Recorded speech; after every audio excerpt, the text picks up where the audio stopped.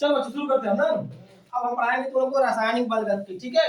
रासायनिक बलगति किसे कहते हैं? तो भौतिक रसायन की वह शाखा जिसके अंतर्गत अभिक्रिया की दर तथा क्रियाविधि का अध्ययन किया जाता है उसे क्या कहते हैं? रासायनिक बलगति यानी केमिकल काइनेटिक्स कहा जाता है, ठीक ना। अब आगे हम पढ़ेंगे अभिक्रिया की दर। क्या पढ़ेंगे? अभिक्रिया की दर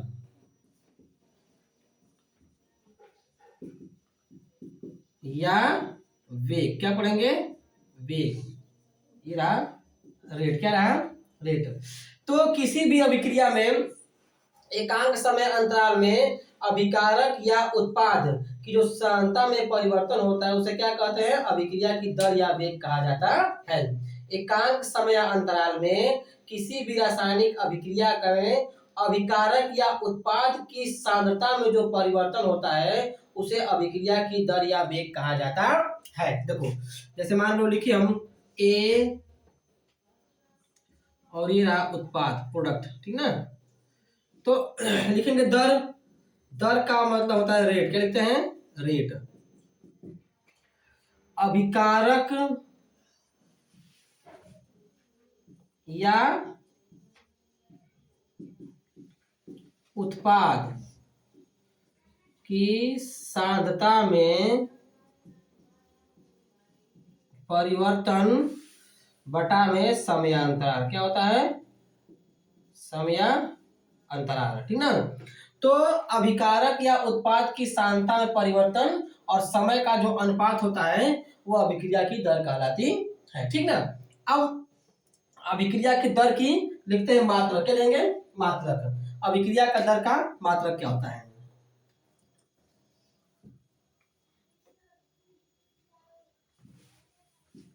अभिक्रिया के दर का मात्रक। तो मात्रक किसका? दर का मात्रक, ठीक ना। देखो तो सांद्रता का मात्रक क्या होता है? मोल प्रति लीटर। ऊपर क्या है? सांद्रता है। तो कंसंट्रेशन का मात्रक क्या होता है? मोल प्रति लीटर। समय अंतराल है तो समय अगर घंटा में है तो आवर, अगर मिनट में है तो मिनट, और सेकंड में है तो सेकंड। क्या हो जाएगा? समय। क्या होता है? समय।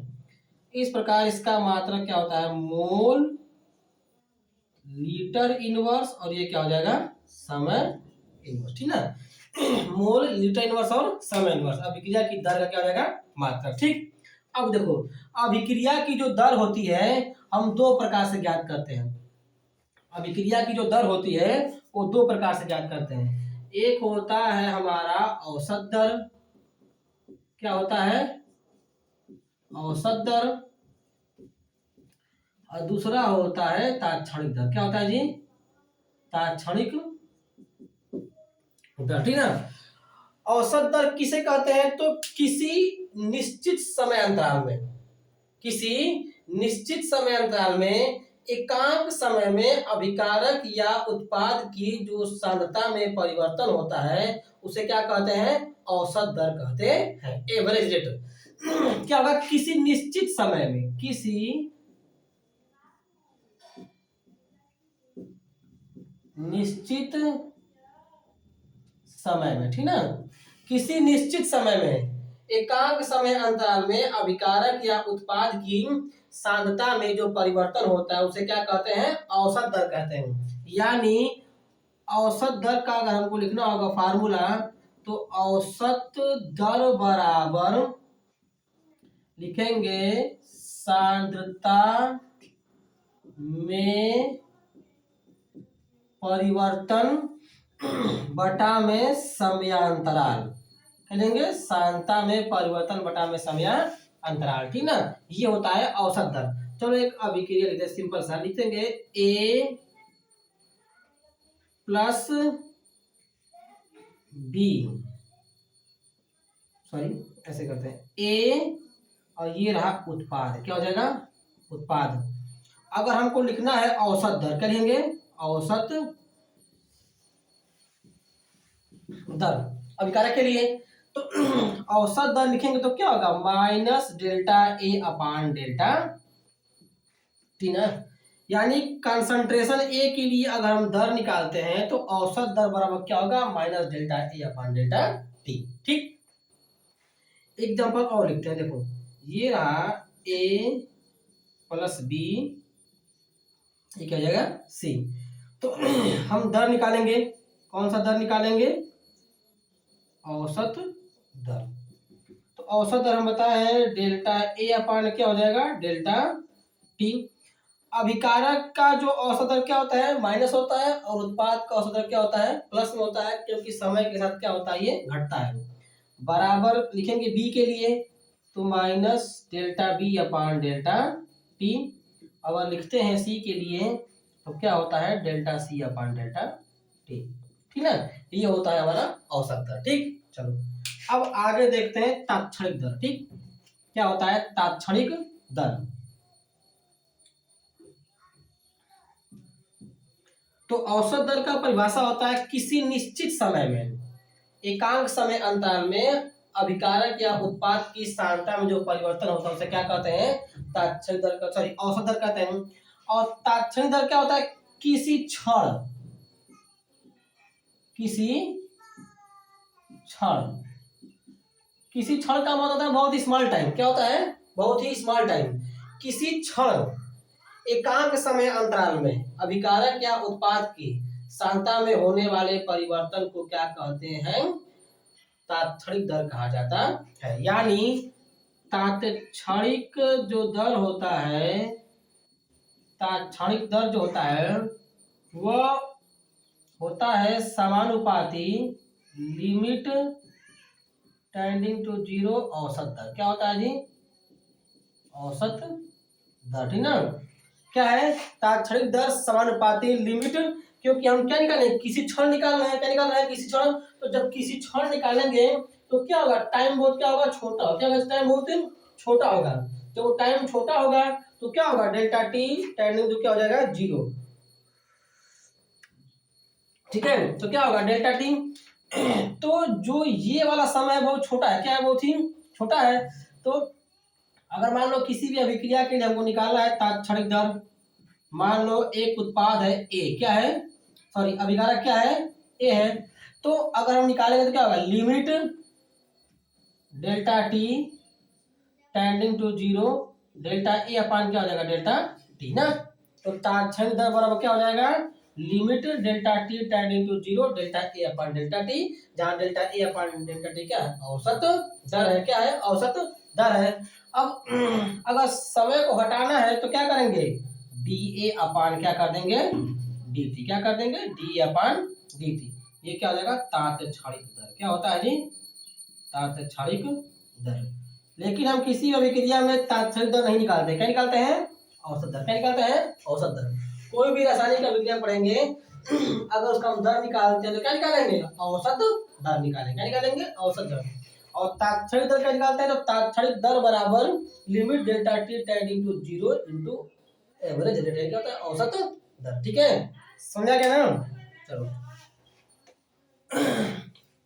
थोड़ा थोड़ा तुम लोग नोट किया करो, धीरे धीरे बैठोगे तो नहीं समझाएगा अब अच्छा रहेगा, बाकी मिटाएंगे तो भूल जाएगा सब। और नोट करते रहो तो मान लो भूल गया तो बाद में तुम उसको देखोगे। ठीक ना, अब अगला है हेडिंग औसत दर हो गया ना, तात्क्षणिक दर हो गया। ठीक है,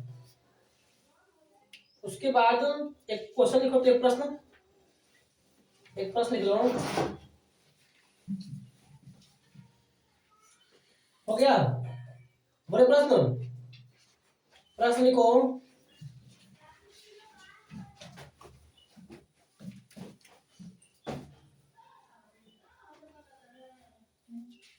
लिखो प्रश्न। अमोनिया के बनने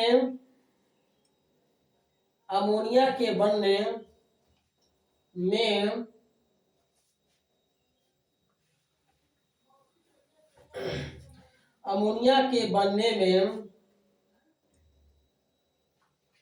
औसत दर की गणना कीजिए।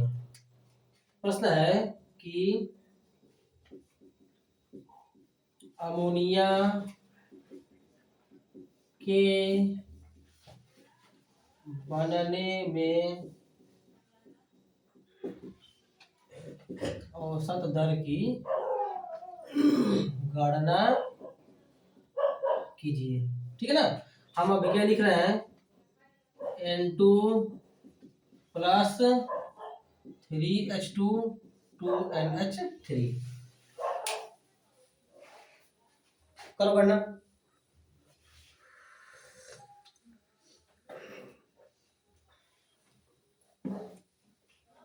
हो गया।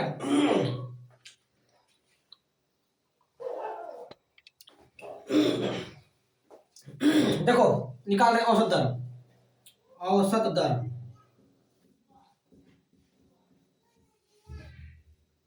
औसत दर किसके लिए? N2 के लिए। किसके लिए जी? N2 के लिए। क्या होगा जी? माइनस, क्या हो जाएगा? माइनस डेल्टा N2 ना जी। क्या होगा? डेल्टा N2 अपान क्या हो जाएगा? Delta T। क्या होगा?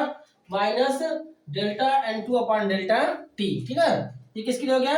अमोनिया के लिए। ठीक है, अब निकालेंगे औसत दर किसके लिए?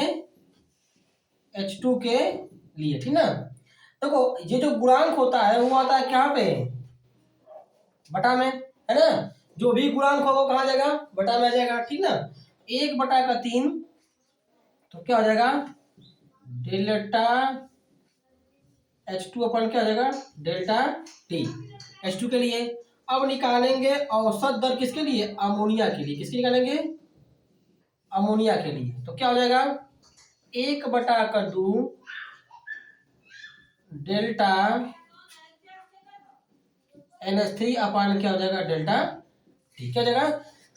डेल्टा NH3 अपान डेल्टा T। तो इस पूरी अभिक्रिया के लिए अगर हम निकालते हैं औसत दर ना, अगर पूरा अभिक्रिया निकालेंगे औसत दर तो क्या हो जाएगा हमारा औसत दर? औसत दर बराबर क्या हो जाएगा? माइनस डेल्टा N2 अपान delta T minus delta H2 अपान डेल्टा T 1/3 1/3। अब फिर क्या हो जाएगा? 1/2 डेल्टा NH3 अपन क्या हो जाएगा? Delta T। इसको नोट कर लो।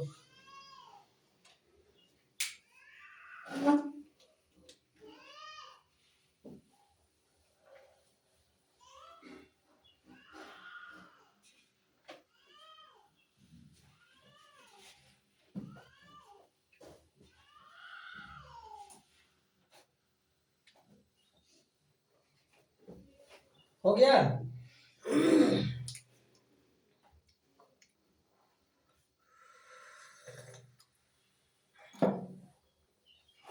अब अगला लिख लोडिंग अभिक्रिया की दर को प्रभावित करने वाले कारक। अगला हेडिंग है अभिक्रिया की दर को प्रभावित करने वाले कारक।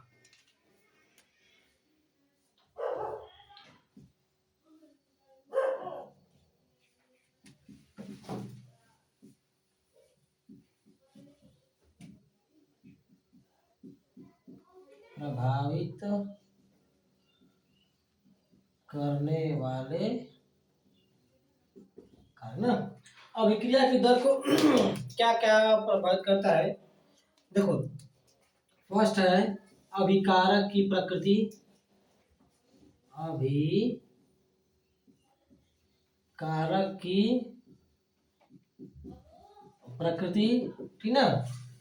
नेचर ऑफ रिएक्टेंट, मतलब अभिकारक की प्रकृति का मतलब ये होता है ना कि अभिकारक ठोस अवस्था में है कि द्रव अवस्था में है कि गैस अवस्था में है। किसी अभिक्रिया में लिखते हैं S लिखते हैं तो होता है सॉलिड, लिखते हैं L तो होता है लिक्विड, और लिखते हैं अगर गैस तो होता है गैसीय स्टेट में। और किसी किसी अभिक्रिया में लिखा था AQ का मतलब जलीय विलयन। ठीक ना। सांद्रता परिवर्तन का प्रभाव, सांद्रता परिवर्तन का क्या होता है जी? प्रभाव। थर्ड है ताप परिवर्तन का प्रभाव। चौथा क्या है? उत्प्रेरक की उपस्थिति। ठीक है। देखो अभिकारक की जो प्रकृति होती है अभिक्रिया की दर या वेग को क्या करती है, प्रभावित करती है। यानी भिन्न भिन्न अभिकारकों के लिए अभिक्रिया का दर या जो वेग की वैल्यू क्या है, भिन्न भिन्न आएगी। ठीक। अगला है सांद्रता परिवर्तन का प्रभाव। किसी भी रासायनिक अभिक्रिया में अगर सांद्रता को परिवर्तित करते हैं तो अभिक्रिया का दर या वेग का मान क्या होता है, बढ़ जाता है। ठीक। अगला है ताप परिवर्तन का प्रभाव। अगर किसी भी रासायनिक अभिक्रिया में ताप को बढ़ा देते हैं तो क्या होता है, अभिक्रिया का दर और वेग क्या होता है, बढ़ जाता है। क्या होता है जी, बढ़ जाता है। कैसे, जैसे मान लो कि पानी गर्म कर रहे हो ना, तो जैसे मान लो कि तुम अगर कितनी पानी लिए हो, जो पानी है 25 डिग्री का सेंटीग्रेड है, क्या है 25 डिग्री है। अब पानी को तुम बॉयल किए, पानी पहुंच गया 100 डिग्री पे, क्या हो गया 100 डिग्री पे। तो जो पानी के जो छोटे छोटे कण हैं वो क्या होते हैं, धीरे धीरे क्या होते हैं, गति अवस्था में आते हैं। यानी गति अवस्था में आते हैं, इसका मतलब क्या होता है कि जो उनका दर है यानी जो वेग क्या हो गया, बढ़ गया। किसके साथ, ताप के बढ़ने के साथ। यानी ताप के बढ़ने से अभिक्रिया का दर और वेग क्या होता है, बढ़ जाता है। अगला है उत्प्रेरक की उपस्थिति। उत्प्रेरक भी क्या होती है, किसी भी रासायनिक अभिक्रिया क्या करती है, प्रभावित करती है। जैसे देखो हैबर विधि से अमोनिया का जब निर्माण करते हैं, हैबर विधि से जब अमोनिया का निर्माण होता है तो उसमें क्या करते हैं, लोहे की चून का प्रयोग करते हैं। तो जब लोहे की चून का प्रयोग करते हैं तो अभिक्रिया क्या होती है, संपन्न होती है। लेकिन अभिक्रिया की इस विधि में क्या होता है ना कि जब अमोनिया ज्यादा मात्रा बनना शुरू होता है और इसकी दर को कम करने के लिए क्या करते हैं, मॉलिब्डेनम वर्धक का प्रयोग करते हैं। तो अलग अलग अभिक्रिया में अलग अलग उत्प्रेरक का प्रयोग करते हैं। अतः इस प्रकार होता है उत्प्रेरक भी क्या करता है, अभिक्रिया की दर को प्रभावित करता है। जब अमोनिया के निर्माण में निकालेंगे तो उसमें दर की वैल्यू दूसरी आएगी। अगर वैसे ही सल्फर ट्राइऑक्साइड में निकालेंगे, चाहे कच्छ विधि चाहे संपर्क विधि से H2SO4 का निर्माण करते हैं, उसमें वो प्लेटिनम के जले का प्रयोग करते हैं, कहीं बेरियम पेंटाऑक्साइड का प्रयोग करते हैं। तो अलग अलग अभिक्रियाओं के लिए अलग अलग क्या आएगा, हमारा रेट या दर या वेग आएगा। ठीक है। तो चार चीजों का ना, अभिक्रिया की प्रकृति, सांद्रता परिवर्तन का प्रभाव, ताप परिवर्तन का प्रभाव, उत्प्रेरक की उपस्थिति। ठीक है ना, इन चार चीजों को याद रखना। डाल लो हेडिंग वेग स्थिरांक। वेग स्थिरांक जो जो हेडिंग लिखवा है ना, जो जो खाली हेडिंग डालते रहो, घर जाके एक बार जरूर पढ़ना। वेग स्थिरांक क्या है, वेग स्थिरांक रेट कांस्टेंट।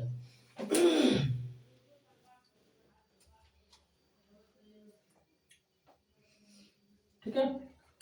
मान लो लिखते हैं ए, ये रहा हमारा उत्पाद, क्या अभिकारक है और क्या है, उत्पाद है। ठीक ना। अच्छा देखो प्रारंभ में, ठीक ना, मान लो लेते हैं प्रारंभिक सांद्रता। प्रारंभिक सांद्रता, ठीक ना। तो प्रारंभिक सांद्रता क्या है, मान लो ए मोल है, उत्पाद क्या होगा, 0 होगा। और मान लो कि टी समय बाद ना जी, टी समय बाद क्या है, मोल प्रति लीटर में। तो यहां से अगर हमारा यक्स मोल निकल रहा है तो ये क्या बन रहा है, यक्स मोल बन रहा है। क्या बन रहा है जी, एक्स मोल बन रहा है। क्या हुआ, देखो तो जो हमारा दर होता है, दर होता है वो क्या होता है, समानुपाती ए होता है। क्या होता है जी, दर होता है ए होता है। यानी जो दर की वैल्यू होती है डायरेक्ट क्या होती है, इसके कंसंट्रेशन पर निर्भर करती है। तो जब भी हम समानुपाती चिन्ह हटाते हैं तो क्या लगाते हैं, नियतांक लगाते हैं के। ठीक है, के हो गया। तो के बराबर क्या होता है, दर बटा में क्या होता है, ए होता है। दर बटा में ए होता है। और यही के क्या है, एक स्थिरांक है जिसे क्या कहते हैं, वेग स्थिरांक। ठीक ना, लिखेंगे के क्या है, के एक स्थिरांक है जिसे क्या कहते हैं, वेग स्थिरांक कहते हैं। क्या कहते हैं, जिसे वेग स्थिरांक कहते हैं। अब यहाँ पे तुम ए की वैल्यू पुट करके के का मान निकाल सकते हैं। ठीक ना, अलग अलग अभिक्रियाओं के लिए, शून्य कोटि की अभिक्रिया है, प्रथम कोटि की अभिक्रिया है, द्वितीय कोटि की अभिक्रिया। ठीक ना, तो इसको नोट कर लो।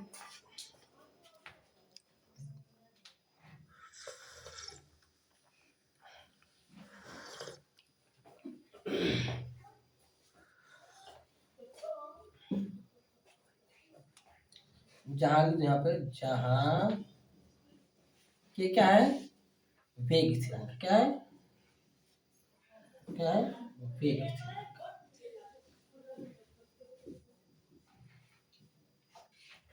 वेग स्थिरांक इसे क्या कहते हैं, वेग नियम कहते हैं। क्या कहते हैं जी, वेग नियम कहते हैं।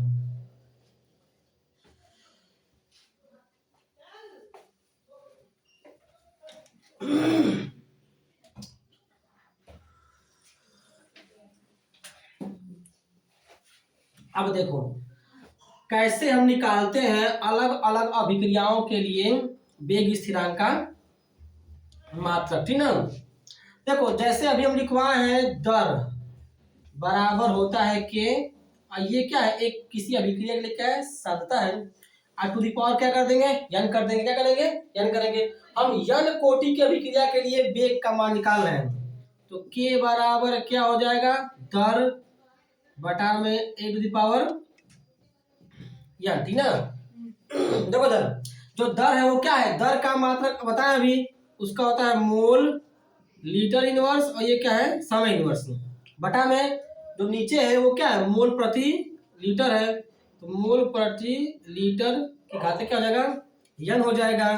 तो के बराबर क्या होगा, देखो ये हो जाएगा तुम्हारा मोल, और ये हो जाएगा लीटर इनवर्स, ये क्या हो जाएगा, समय इनवर्स होगा ना। अब बटा में ये क्या हो जाएगा, मोल की घाते यन और लीटर की घाते माइनस यन, ठीक है। देखो के बराबर क्या होगा, ये ऊपर देखो, ये ऊपर जाएगा तो मोल घाते क्या हो जाएगा, 1 माइनस एन होगा ना। अब देखो ये है लीटर, तो लीटर घाते देखो ये एन ऊपर जाएगा तो क्या होगा, प्लस एन माइनस 1, ठीक ना। अब क्या हो जाएगा, समय की घाते माइनस 1, क्या हो जाएगा, समय की घाते माइनस 1। तो किसी यन कोटि की अभिक्रिया के लिए वेग स्थिरांक के का जो मात्रक होता है वो होता है मोल की घाते 1 माइनस एन, लीटर की घाते n माइनस 1, और टी की घाते माइनस 1, ठीक है। देखो अगर हमको शून्य कोटि का निकालना है तो n बराबर क्या कर देंगे, 0 कर देंगे। शून्य कोटि का अगर हमको मात्रक निकालना है तो n बराबर 0 रखो, तो k बराबर देखो 0 कर दो तो क्या आएगा, यहाँ पे आएगा मोल, आएगा ना मोल, 1 माइनस 0 1, तो मोल। और लीटर n का मान अगर 0 कर दो तो क्या होगा, लीटर माइनस 1 हो जाएगा। आज समय का होता है टाइम, क्या हो जाएगा, टी माइनस 1। तो शून्य कोटि की अभिक्रिया के लिए वेग स्थिरांक का मात्रक होता है मोल लीटर इनवर्स समय इनवर्स। अगर मान लो प्रथम कोटि का निकालना है तो n बराबर 1 रखो, ठीक है ना। तो वेग स्थिरांक k की वैल्यू क्या होगी, देखो यहाँ रखो मान, देखो 1 कर दोगे तो 1 माइनस 1 0, मोल घाते 0, और किसी भी का घात 0 होता है तो उसकी वैल्यू 1 क्या होती है, 1। अब देखो यहाँ पे क्या कर दोगे तुमको, n बराबर 1, 1 माइनस 1 0, इसका भी वैल्यू क्या 1, इसकी वैल्यू 1, अब क्या बचेगा, t घाते माइनस 1। तो प्रथम कोटि के लिए क्या होता है, समय इनवर्स, क्या होता है जी, समय इनवर्स, क्या होता है, समय इनवर्स। और शून्य कोटि के लिए क्या होता है, मोल लीटर इनवर्स समय इनवर्स। अगर मान लो हम n का मान 2 भर देंगे द्वितीय कोटि का आएगा, n का मान 3 भर देंगे तो क्या आएगा, तृतीय कोटि का आएगा। अतः अगर हम इसको याद कर लें, k बराबर mole to the power 1 minus n, litre to the power n minus 1, और समय टू द पावर माइनस 1 याद कर लेंगे। हमको शून्य कोटि का, प्रथम कोटि का, द्वितीय कोटि या किसी भी कोटि का अभिक्रिया का मात्रक याद करने की जरूरत नहीं है, ठीक है। समझ आ गया सबको ना, चलो इसको नोट कर लो, इस वाले वैल्यू को तुम क्या करोगे, नोट कर लो, कैसे निकालना है बताई दिए।